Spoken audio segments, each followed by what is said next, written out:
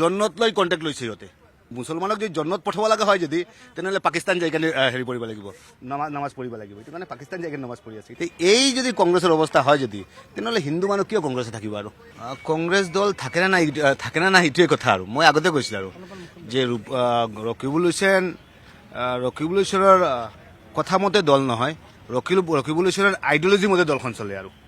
তেওঁৰ যিটো আইডিঅলজি এইটো কাৰণে গৌৰৱ গগৈ ডাঙৰীয়া তেওঁৰ লগত ভাল সম্পৰ্ক আৰু এই কথাখিনি সদৰি কৰিলে মই কোৱা কথাখিনি আপুনি চাব এটা এটাকে চাব আৰু আপোনাৰ যোগদান কেতিয়া সময়ত কথা হ'ব আৰু এইবিলাক 20 তাৰিখ সময়ত কথা হ'ব আৰু কি কথা আছে আৰু। একেলগে ভূপেন বৰা যোগ কৰিব নেকি মই এইবিলাক নাজানো আৰু মই সৰু মানুহ মই কেনেকৈ জানো মই জানিম বাৰু বিজেপিৰ কথা ক'ব পৰা হ'ব লাগে আৰু আপুনি না বিজেপিৰ কথা ক'ব পৰা অৱস্থা বিজেপিৰ কথাটো এতিয়া নহয় বহুত আগৰ পৰাই কৈ আছোঁ আৰু গৌৰৱ গগৈৰ নেতৃত্বত ক'ৰবাত খেলি মেলি আছে নেকি গৌৰৱ গগৈৰ নেতৃত্বত পাকিস্তানৰ আইডিঅলজিয়ে বিস্তাৰ লাভ কৰিব আৰু গৌৰৱ গগৈৰ নেতৃত্বত কি হ'ব আৰু এইবিলাক ভাৰতীয় সভ্যতা সংস্কৃতি লৈ ক'ত হেৰি কৰিব আৰু যিটো মেইন তেওঁৰ আইডিঅলজি হৈছে যে পাকিস্তানক হেৰি কৰা আপুনি চাব এটা কথা একদম ক্লিয়াৰলি কথা আপুনি চাব যে আজিৰ দিনত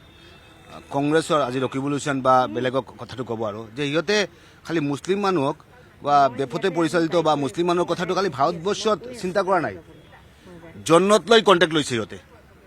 জন্নত লৈ কেনেকৈ পঠাব পাৰে জানে বহুতখিনি ইছলামিক স্কলাৰে কৈছে যে যদি জন্নত যাব লগা হয় যদি তে পাকিস্তানত যাই কিনে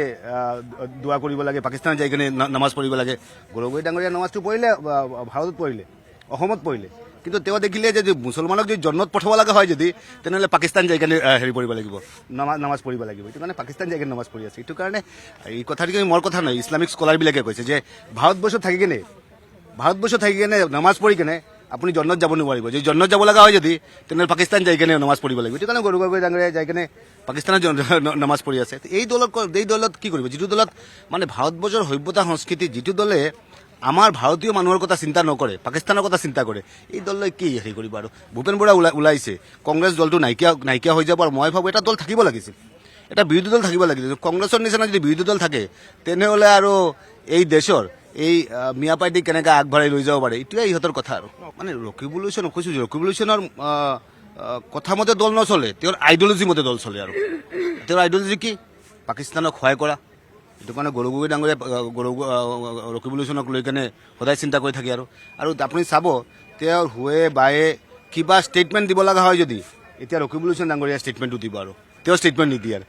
এই যদি কংগ্ৰেছৰ অৱস্থা হয় যদি তেনেহ'লে হিন্দু মানুহ কিয় কংগ্ৰেছে থাকিব আৰু আমাৰ অসমীয়া মানে কিয় কংগ্ৰেছ থাকিব আৰু নাথাকে আৰু এইটো কাৰণে কংগ্ৰেছটো নাইকিয়া হৈ যাব আৰু হেণ্ডেল কৰে নহয় আপুনি চাব যেতিয়াই কিবা ক'ব লগা হয় তেতিয়াই গৌৰৱ গগৈ ডাঙৰীয়া কি ক'ব যে ৰকিবুল হুছেইনে কিবা ক'ব আৰু তেওঁ নকয় এই কংগ্ৰেছৰ এনেকুৱা অৱস্থা হ'ব লাগিছিল কংগ্ৰেছৰ কিমান ভাল নেতৃত্ব আছিল কিন্তু আজিৰ দিনত কংগ্ৰেছৰ যিটো অৱস্থা হৈছে এনেকুৱা যদি অৱস্থা হয় যদি কংগ্ৰেছটো এই মানে মই আপোনাক মানে ক্লিয়াৰলি ক'ব পাৰি যে ভাৰতবৰ্ষৰ ইতিহাসত অসমত বিধানসভাত যিমান নিৰ্বাচন হৈছে আটাইতকৈ যদি কম আসন পায় যদি তে এইবাৰ কংগ্ৰেছে পাব এইটো হয়তো বা 10-15 লৈ নামি যাব পাৰে কাৰণ মানুহে ভোট নিদিয়ে আৰু ভূপেন বৰা দলৰ পৰা আঁতৰি যোৱা মানে কি মানে কি মেছেজটো দিয়ে এইটো মেছেজটো দিয়ে যে আগন্তুক দিনত কংগ্ৰেছৰ অৱস্থাটো নাইকিয়া হৈ যায় ঠিক আছে আপুনি বিচৰা বাতৰি পাব কেৱল নিউজ 18 এপত নিউজ 18 এপ ডাউনলোড কৰিবলৈ স্কেন কৰক এই QR কোড গুগল প্লে ষ্টৰতো পাব এই নিউজ 18 এপ